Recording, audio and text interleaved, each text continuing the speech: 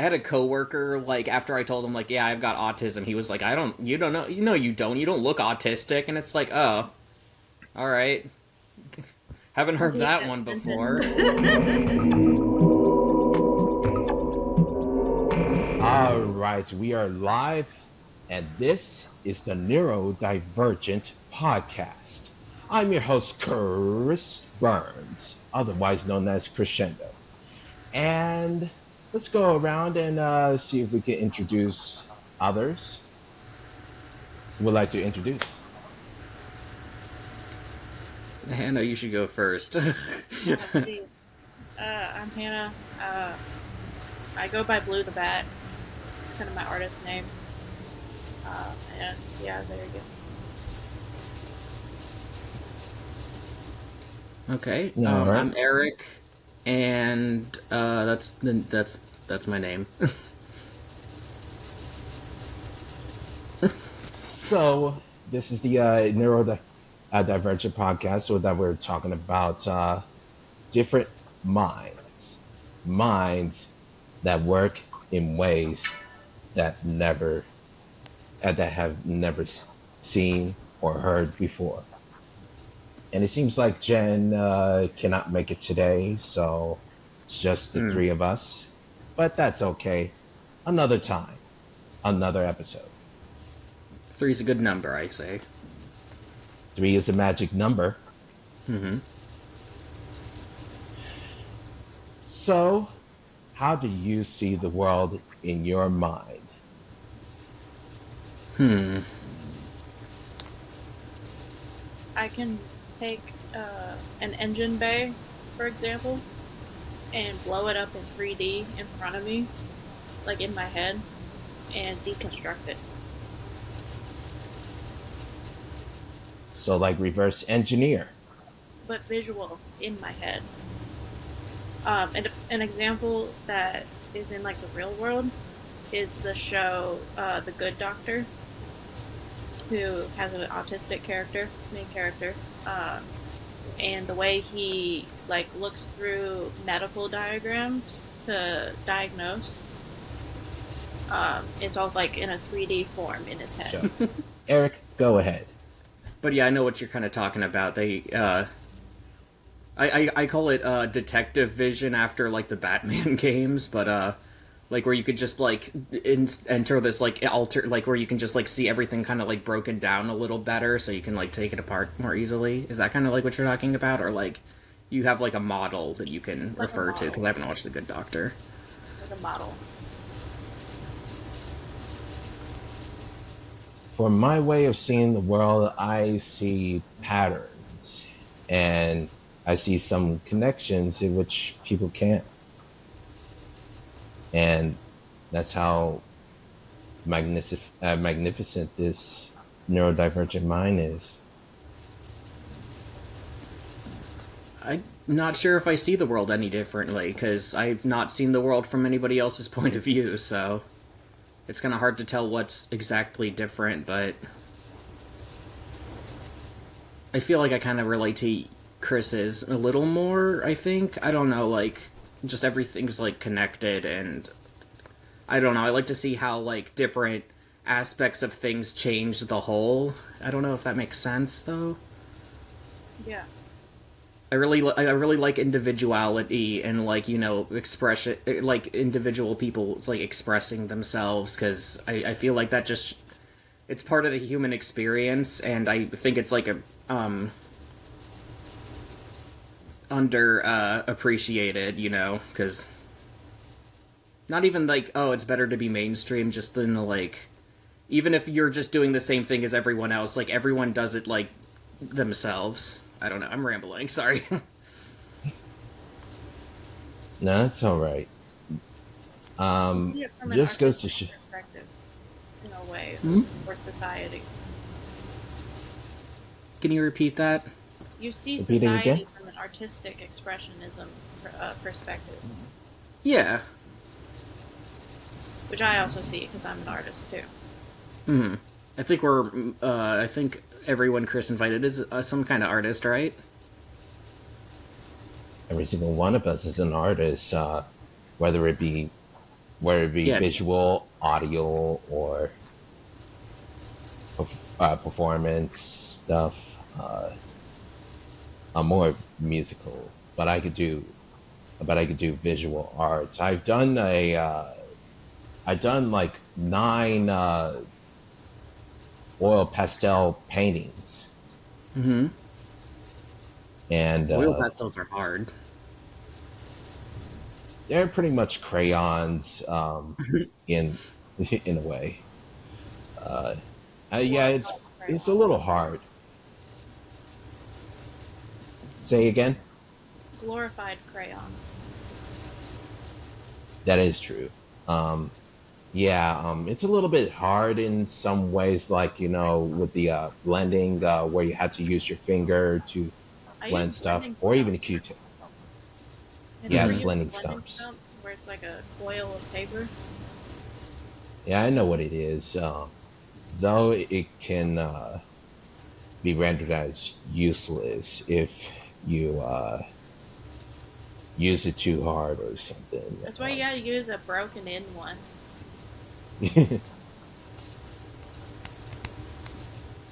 Just I gotta haven't gotten learn how into to keep on many oil going. pastels.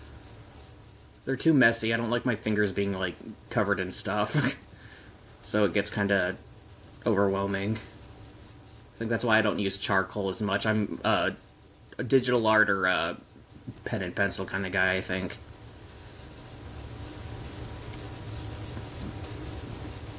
So digital art. So that's like Procreate. I use Krita because I say it's because I'm dedicated to using open source software, but it's because I'm broke, so I I use just use Procreate. what I can get. I didn't hear that at all. I use Procreate. Mm. And it's Is amazing. that You can buy a whole bunch of tools and add on to it. I saw the I follow a channel called Drawfee. They use like Studio or something, and I wanted to use that because like there's just so many cool brushes people can just download Yeah. and use. But I don't know. I'm also like kind of just set on using Krita. I think I've put enough time into it that You should that's the try one I want to. Sketchbook Pro. Sketchbook Pro. Oh yeah, I think that's the one with like the pencil, right? Yeah. Is the icon? It's I made think. by the same people that make AutoCAD, if you're familiar with AutoCAD. I don't think I am. Uh, it's a software that engineers use to like draw up pipes or like houses and stuff.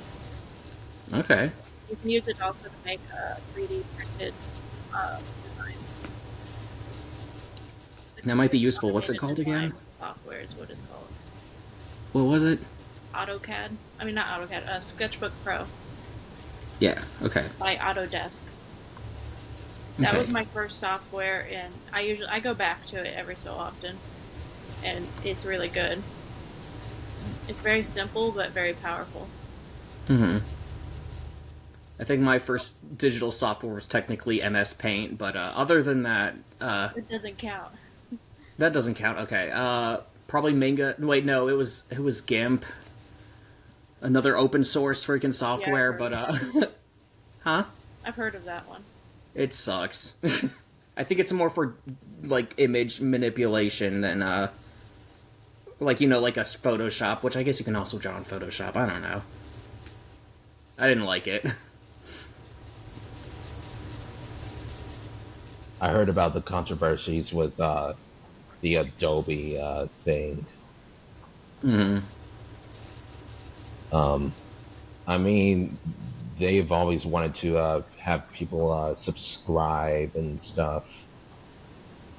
It's Hmm. expensive. Yeah, When I was an art major, I was like looking at the pricing of it. I was like, oh my god. First, you make me buy a MacBook. Now you want me to buy Adobe? Well, you can only license it anymore, right? Like I didn't think you could own Photoshop. Like they make you pay a subs. That's Yeah, I it's think all that's just subscription ridiculous now. to me. It's all subscription. That's insane to me. I can't. I don't know. So many things are going subscription based, and I fucking hate it. I hate it too. Got to make sure they're getting as much money out of you for as long as possible, or hoping you forget that you're subscribed so they can keep. Yeah. The one thing that always comes to mind that pisses me off about like subscriptions is, for example, like Tesla cars. To have the self-driving ability, it's a subscription. That's so stupid. I'm sorry, I don't even know what else to say. That's just dumb. I know. I don't get it. That's why I don't like smart devices. Like we got like my father-in-law got us a smart TV. It's not connected to the internet. Like I know Google's not much better, but we use Chromecast for everything. Or just watch movies through my PlayStation 2 or whatever. I think we usually use the Xbox for that, actually. But Yeah, like I have a whole smart home system, but I like it because I can ask questions all the time. And then like I have one that has a screen, and I keep that in the kitchen, and I can actually like use it for recipes, which is nice. So like I'm not too opposed to smart home stuff, but I know the controversies that go with it. Hey, trying to for figure out what? how do we relate this back to autism or neurodivergency, if it's more general. Just being tech savvy, I guess. I guess that's one of those things. And we definitely have high focus and concentration. It's all the fixation. Unless you also have ADHD, and then Yeah, that's unless you're only sometimes. Then it's a conflict of, do I focus a lot or do I focus not at all? And Yeah. it's usually both at the same time, and then you're confused. I actually I've been just trying started harder a to new like. focus medicine called Intuniv, and it's a non-stimulant, so it doesn't have meth in it. I don't know how I feel about it yet, because like I'm focusing normally, but I like the stimulant part. It helps. Yeah, I think me that's why I drink caffeine, motivate. but it really doesn't make me energized. It just kind of makes me focus. So Yeah. hence why I have 2 caffeinated beverages next to me right now. Me too. I don't drink a lot of caffeinated beverages. I try to stay away from it due to the fact caffeine can like make the heart go faster or something. I mostly drink it like probably like afternoons or mornings if I wanted to get my energy up.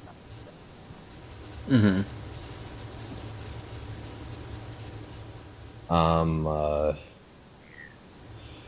so this is kind of why there's this word neurodivergence, because autism and ADHD can overlap together.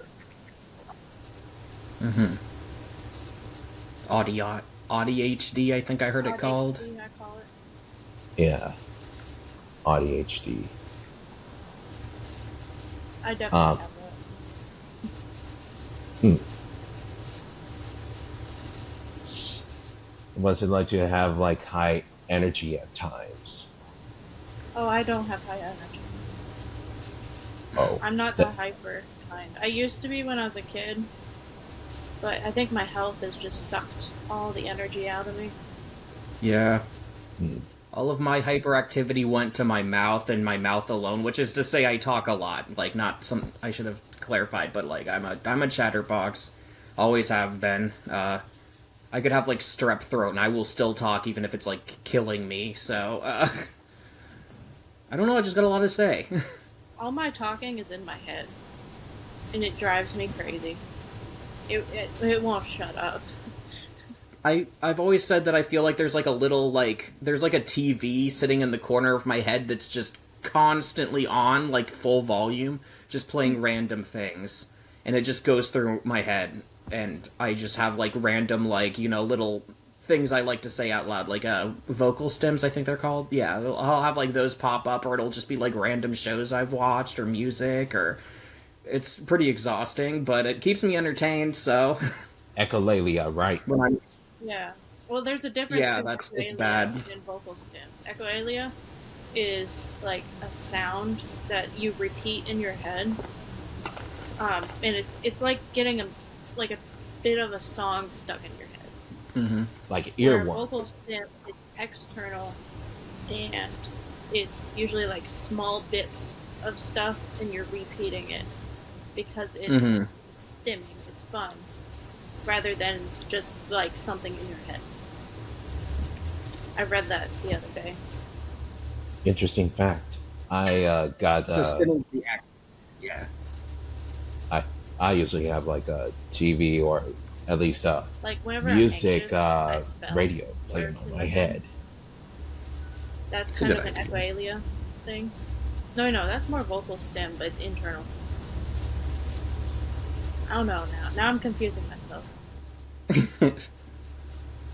I should have saved the post that I saw because it explained it so well. Let's see if I can find it because I know I saved it.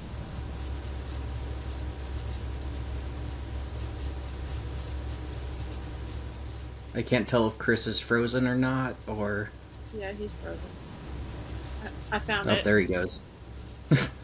I found it. Hmm. Okay, so here's what it said: echolalia or a vocal stem. Did you hear it and unintentionally repeat it, or rather, did hear it and get an urge so intense you had to repeat it? You are experiencing echolalia.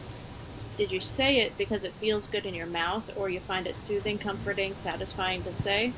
You're experiencing a vocal stem. There we go. Okay. Does that make sense? Yeah, I don't know if it's. I mean, like, I'm trying to figure out if it's. Hold on, gotta move this chair. Uh, I don't know. Sometimes it feels like I have to say it, but also it feels good to say, so I'll just say it anyway. So like, it's not like I don't know. I live in a pretty like pro autism house, so like I think my wife's the only non-autistic person who I regularly hang out with, and she'll also repeat everything I say, so we'll just bounce off of each other, just stupid stims from like YouTube or Yeah, my boyfriend and I do that too. Mm-hmm. Don't we all do it? Mm. It's so easy. It's so I don't know. Vocal stims are nice.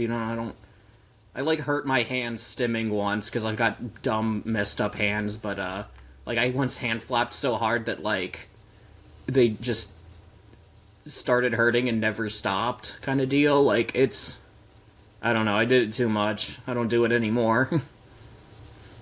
I mean, sometimes I hand flap and run around when I hear something that excites me. Mm-hmm. That is considered stimming. Um, as I showed in one of my autism vlogs that I recorded through Mm-hmm. mostly through a high eight until at the end. Um, I was showing that I was rocking back and forth like extremely while listening to some like metal music. I mean, this is kind of why I enjoy metal music. Uh, but yeah.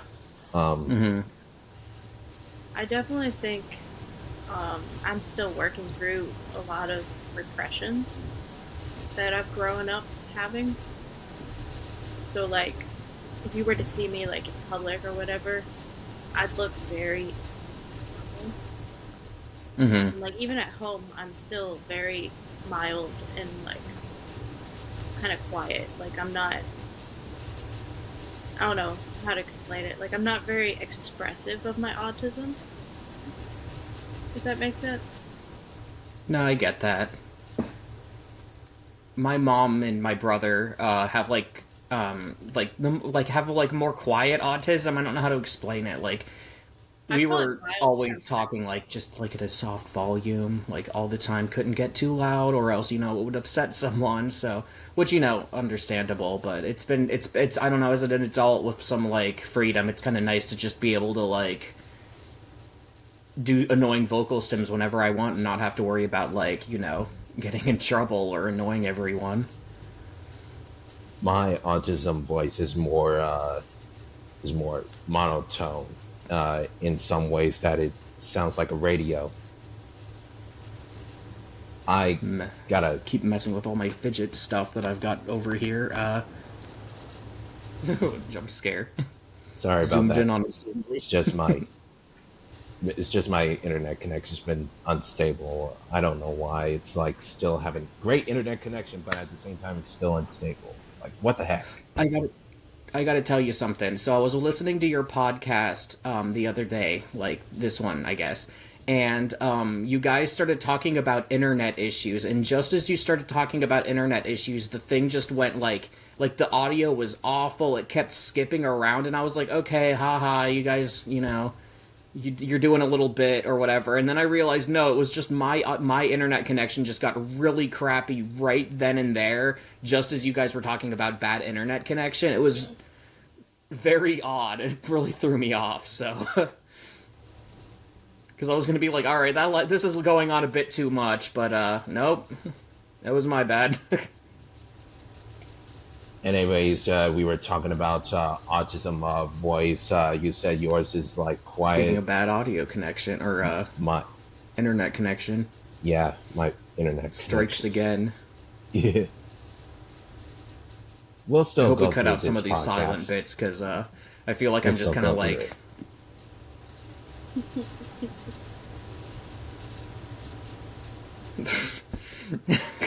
So while we're talking about autism voices, like I said, my voice is more monotone, and Autistic accent is what some people.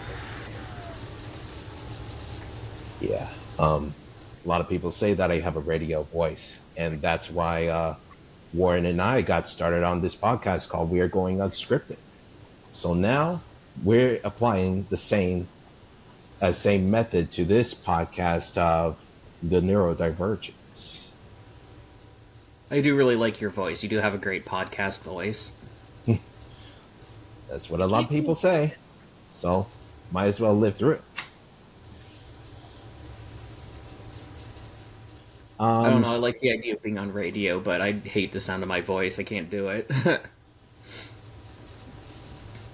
What were you gonna say? Sorry. I was going to say, so about autism, does any one of you have like triggers to obvious stimulation or loud noises? Yeah, I'm not a big fan of sudden loud noises, or loud noises in general. Once past a certain point, unless it's like a concert or something, and then like in which case I'll stand right next to the speakers and just be like, "This rocks." Or even the fireworks show? Yeah. Oh my god, I was so scared of fireworks as a kid because they were too loud and like I couldn't do fireworks as a kid. But now that I'm an adult, I can, handle certain things like that a lot better. And I still don't like. My wife is the loudest sneezer in the universe, and it scares me like half the time. But you know. I mean, for loud noises, when there's like so many people talking, like at a bar or something, I cannot do that. And I have that issue too, so I carry around these earplugs that dampen noise, so I can still hear people talk. It just dampens it a little bit. They're called Loop. They are so good, and the ones I have 3 different levels. So depending on how overstimulated I am, I can adjust them. I've seen advertisements for those everywhere. I get them a lot because like I have misophonia. I don't know how to pronounce it. I think it's misophonia. Yeah, it sucks. I have it though. These are my headphones that I use. They're just like I got them at Harbor Freight for like $1. They're very inconspicuous. What? Sorry, my cat's being goofy. It's a catastrophe. Apparently. For me, I just carry around earbuds, my phone, and if there's like too much people talking and stuff, I just listen to my own music and get stimulated by it. One thing's for sure, I did try out this speed dating event that my friend Mark has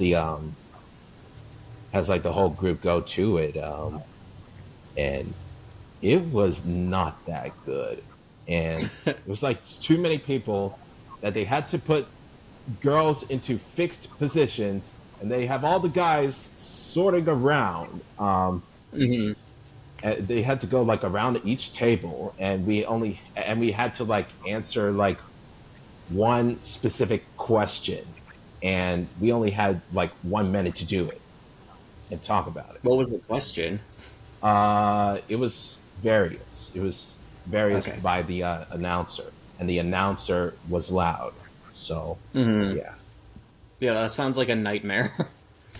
Oh, yeah. But I went through it, but still. I mean, it's the first speed dating event that I ever went to, but it didn't work out for me. Yeah. I've always wanted to go on a speed dating thing just because I thought it looked like fun, but I don't have any interest in dating anyone because, again, I'm married, so don't really need to. I've only ever dated the one person, honestly, and then I married her, so didn't get to do like some of the fun stuff like that, which I kind of feel What like if but you like I also, but it's not even as like I wanted to meet someone that way. I just wanted to like the experience of like, what if you reenacted it with like some friends or just you two? that might be fun. Like we Hmm. do have a lot of like, we have like this one book of like like that has like icebreaker questions that would probably work. Yeah, and you Uh, could like pretend and like do a timer. hmm. Just make it like like a mock speed dating between you Yeah, guys. That'd be cute. that would be kind of fun. And maybe run your own speed dating event after that, For if you neurodivergent practice more. people, where it's sensory Oh, friendly. yeah. Yeah, autism And speed dating. That's And like interesting. host it in a library or something. Because yeah. all of us like libraries. That'd be fun, actually. I like I don't know. I like doing stuff at the library. It makes me feel like I'm existing in the community. Libraries feel safe to me. Especially because I know no one's going to be loud. And if they are, they typically get shut up pretty fast. Well, the library I go to hang out is like in like I wouldn't say the rougher part of town, but like it's in like Linden, Ohio, so it's like a little. But there's always a bunch of kids like running around screaming and teenagers like making out with each other and Gee, yelling and getting into fights. But like usually I go there to draw, so I don't mind the distraction that much. I remember the last. My library's not quiet. I mean, I remember the last library that I went to was like the Columbus Metropolitan Library. It was like a very big one. They had those. They had those. I think it was like those spear things hanging up from above the ceiling. Uh, it was pretty fun, and I think Mhm. the other thing that you could go to is like half price books. So it's kind of quiet in there as well. I don't feel like there's enough sitting places at half price, but I do like prefer it generally because I don't know, you just find all sorts of wacky stuff there.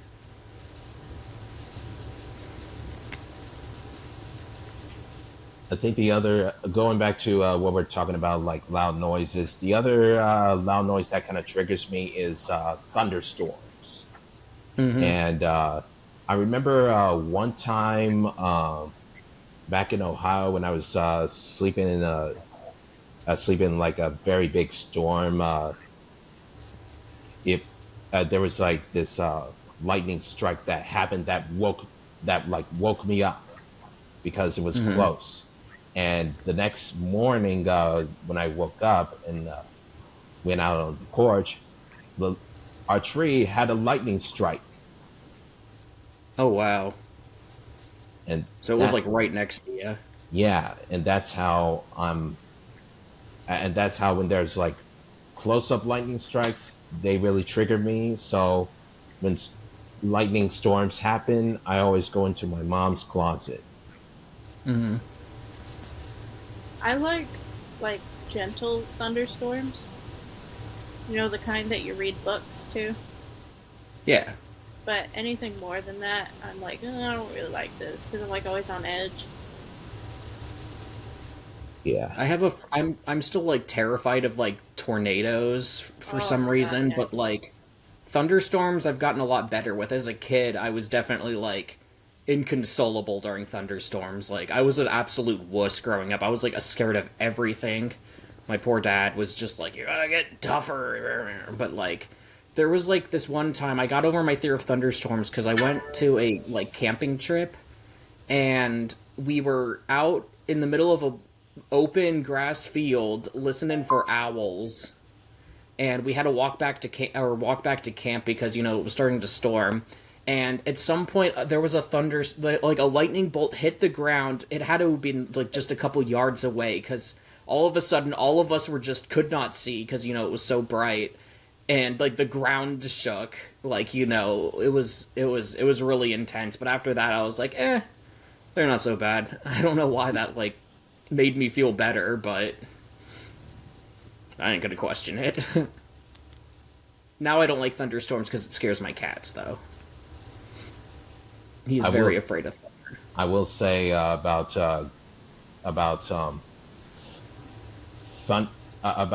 storms. The first time I went through a hurricane, like Hurricane Nicholas, it didn't have that much lightning in it. It was just like wind and rain, but still knocked out the power. But I'm not necessarily afraid of hurricanes, at least in Category 1 or a tropical storm. Mm-hmm.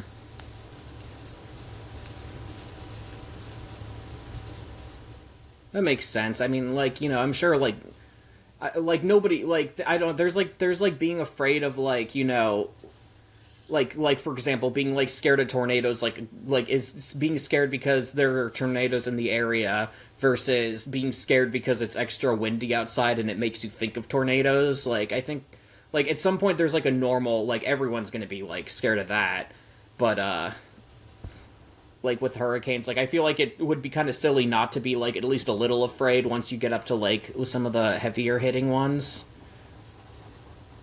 if that makes sense. There's like tornadoes, flash flooding, there's lightning, thunder, wind. There's like everything. There's a lot to be worried about. I mean, it's a dangerous world. I constantly have natural disaster nightmares at least once a week. They're usually tornadoes or flooding. I don't know why. I mean, I grew up in Minnesota, so like I know about living with the threat of tornadoes. But sometimes I have like very bad thunderstorm dreams. That is just like a whole bunch of rain and a whole bunch of clouds and a whole bunch of thunder. That is like so intense that I just like always wake up from that with an exploding. They call this thing called the exploding head syndrome. Mm-hmm. Yeah. You have that then? I think I used to, but I mean, it comes and goes, but it seems to be a little rare now. I mean, it's probably a sign of stress or depression or anxiety and stuff. Have you noticed then that, like, how, like, what was that? It's probably your anxiety manifesting. Yeah, I know when I get anxious, I kind of like feel more like I have more of the autistic symptoms I had as a child versus the ones that I have now. Because like I don't know, I feel like I have like a different kind of autism now, almost, if that makes sense. Like just things that, like, it's just because I've changed as a person, so like the things that upset me have changed, and the things that I'm like okay with are different. I mean, just like any other kid to an adult, their tolerances to the world change. Ours are just because the brain changes. It's weird because I feel like I got worse in some aspects and then better in other aspects when it comes to like coping with like things that are like upsetting.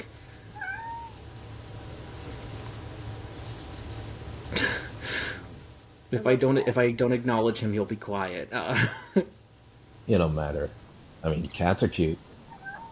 I mean, having a pet in general is cute. Cat or dog or whatever. You know that there's some like service pets in which some autism people get. I had a psychiatric service dog for a little bit. What did it do? Like, how He did it help? detected my anxiety and would do deep pressure stimulation. Oh, okay.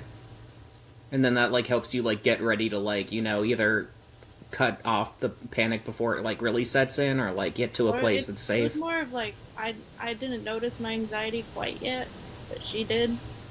And she'd Hmm. like put her face in my lap or lean on me or something, and it immediately like stop it.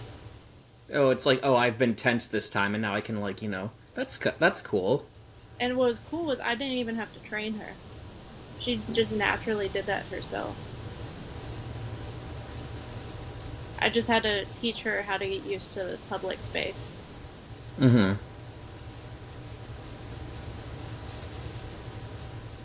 I mean, has anyone seen Inside Out 2? I just Uh, watched it recently, it's so actually. good. I watched it when I was in when I was visiting my dad in California. It's pretty fun. So all of us seen it. So let's talk about it. You know how anxiety portrays a panic attack perfectly. Yeah. Yeah, I really felt That that. that movie explained all the emotions perfectly. Yeah. Hmm. What's your favorite emotion in that movie? I want to say ennui, but like I just related to embarrassment so much, like just feeling like just like you're huge and like everyone can see you because you're just taking up so much space, and they're all like fixated on like whatever you're doing. Like I really related. I'd like to be more like ennui, but don't have that in me.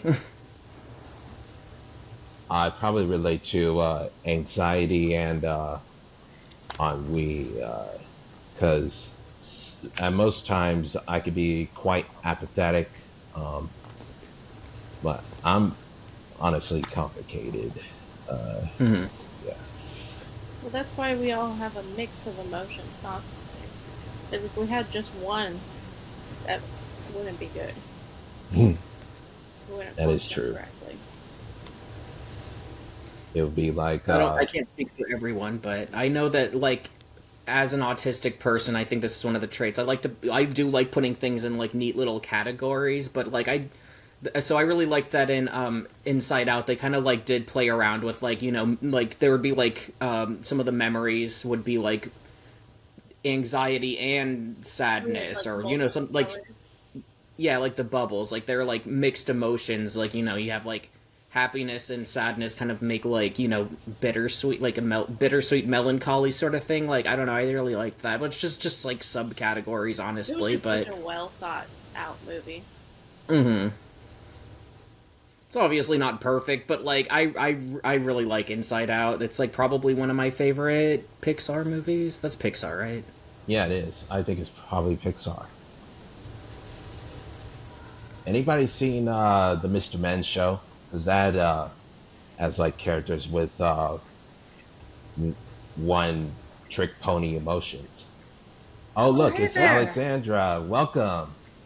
Hey, Chris. Good to see you, man. How's it going? Welcome to our podcast. Thank you so Welcome to our much. And podcast. hi, guys. It's good to meet you. I'm Alexandra. Hi, nice to meet you. I'm Eric. Hi, Eric. Hi, Hannah. So we were talking about Inside Out and also the Mr. Men show. Hmm. Yeah, as I you don't do. think I've seen either show. Well, Inside Out is a movie. No, I know. I saw the first Inside Out. I didn't see the second. We were just saying that it's good. It's very good at depicting how anxiety kind of like feels in your brain. Uh, how it kind of like takes over all other emotions. Well, we didn't talk about that, but like going off of that still. As for the Mr. Men show, I didn't really watch it except for at my grandparents' house, but picture I have of my wife is like of one of the little Miss somethings, and I edited it to have glasses and like a little freckle right here so that it looks like her, and she does not like that I did that, but you know, she's so cute, so needed What a color cute is little she? Huh? What color is she? I'm talking She's about. she's purple. It was like a purple grumpy one, and I was like, oh, that's my wife, so gotta make her in it. I don't know if I have a. There's a little purple one, and she's grumpy. I'm gonna have to figure that out. Let me see.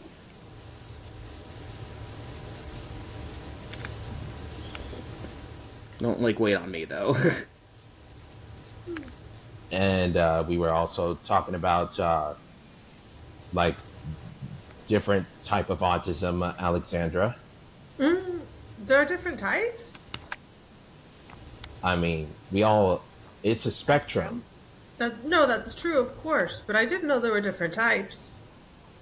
I mean, I know I have a buddy up here whose name is Spencer, and he has a type of autism that I think is called PDD-NOS. But I didn't know that there was actually, like, other than PDD-NOS, I didn't know the different type of autism was a thing. I think that's pretty interesting.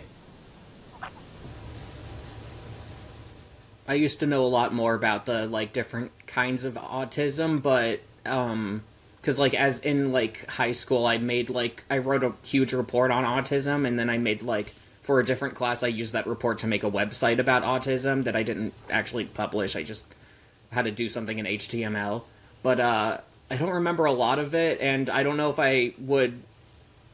Like, it's interesting because it changes a lot. Like, I was diagnosed with Asperger's syndrome, technically, but, like, I don't use that word or term for it anymore, so it's kind of, I don't know, it's weird to see how things, like, change as, like, more is learned about autism and, like, you know, the different aspects of it are,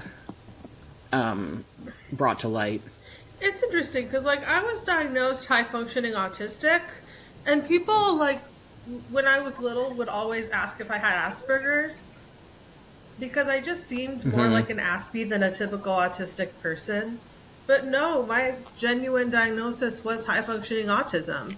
And I remember my mom told me a story that she went to see the doctor about my autism, and the doctor heavily hinted at her that the only reason that she gave me the high-functioning autism diagnosis was so that it would be easier for me to get services from the state. But that I actually might fall into the whole Asperger's category.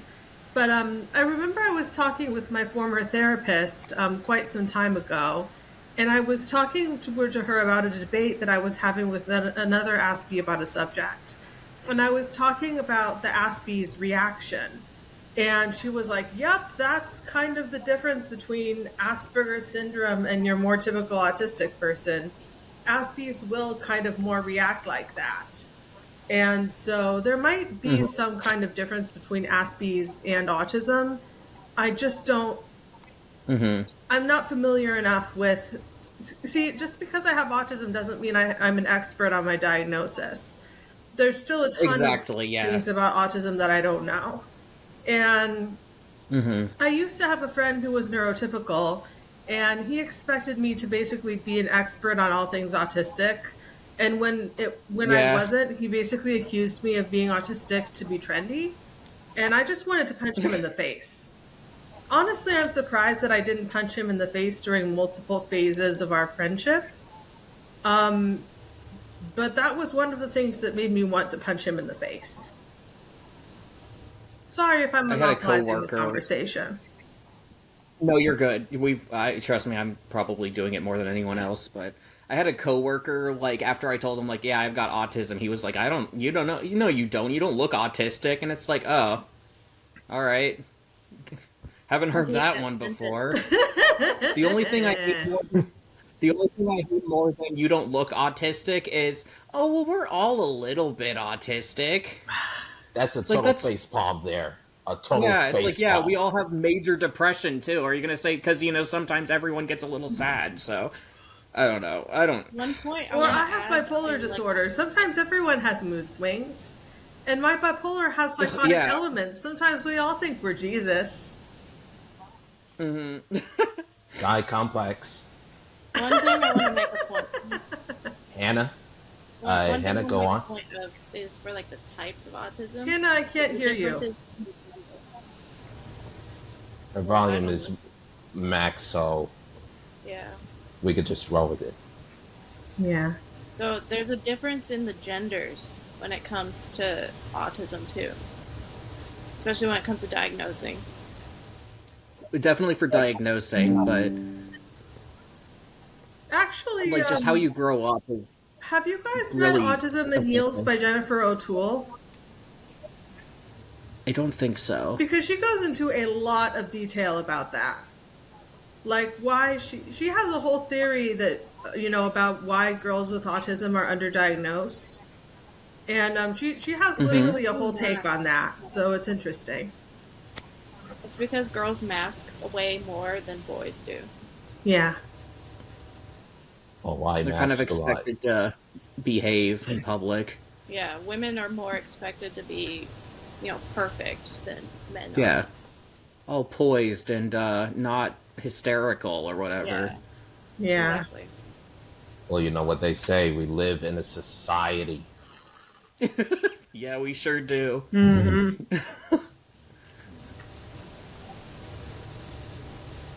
Society is just never meant to fit neurodivergents like us. So, honestly, Yeah. it don't matter. Have any of you gone? There was a forum I used to go onto called Wrong Planet, and it was like a forum for autistic people, and I spent a lot of time there in my teens. Have you guys ever been on there? Oh, I've heard of it. Oh, I've been on it. oh yeah. Eric, did you Nice. ever, It still exists. since you're a Wrong Planet person, did you ever hear of Marty Murphy? I don't think so. I haven't been on in years, so I might forget. Ah, it's all right. Marty Murphy is a figure in the autism community that's considered very controversial. And I actually dated Marty Murphy for 2 years. Oh wow. Okay. So like whenever Dang. people are like, Dated a "Oh, celebrity. what?" So whenever Kind of dated like an infamous celebrity.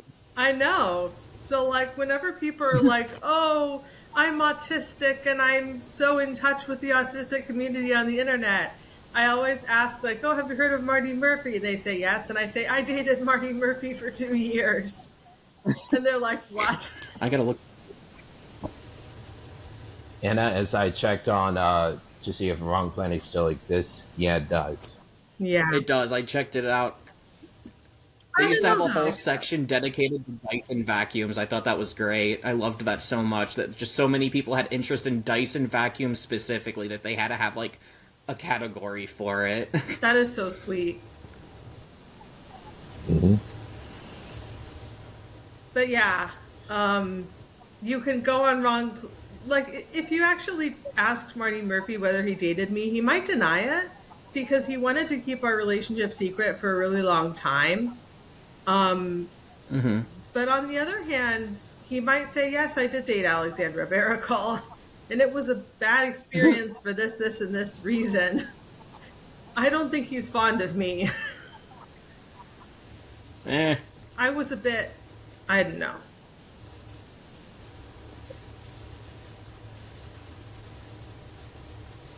I did date a person who had autism, but after a while, the relationship did not end well.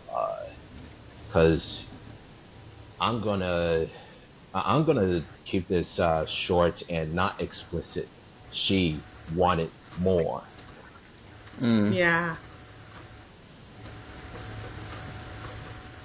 I think you told me this story, Kris. Yeah, let's not go into detail of it though. Yeah, no, of course not. I wouldn't ask you to.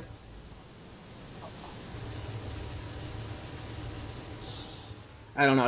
I've only ever really dated one person, but I had like a boyfriend for like a month in high school.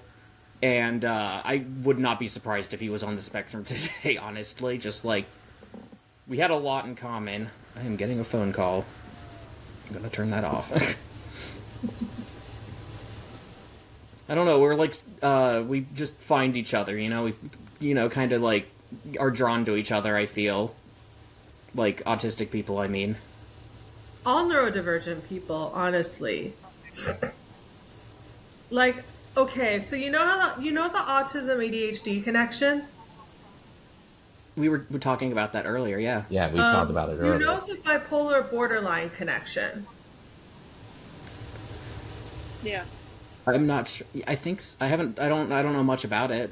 Well, it's similar to the autism ADHD connection, except that in the case of bipolar, like people with borderline personality disorder tend to be drawn to people with bipolar.